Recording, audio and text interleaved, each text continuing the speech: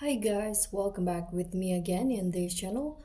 On today's tutorial, I'm going to show you how you can remove a movies or show from Netflix continue watching list. So in here, I've already turned on my TV.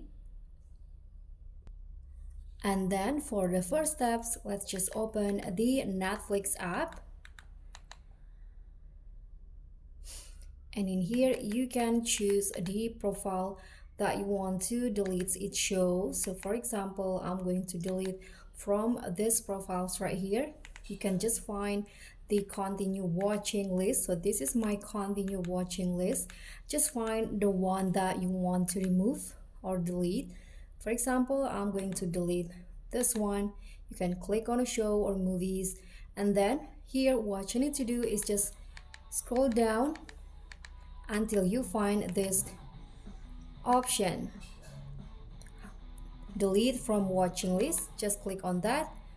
So when you go back to your Netflix homepage, the show that you already removed from the continue watching list will be deleted. So that's all for me. Thank you so much for watching. Don't forget to like, comment, and subscribe. Also click on the thanks. Bye.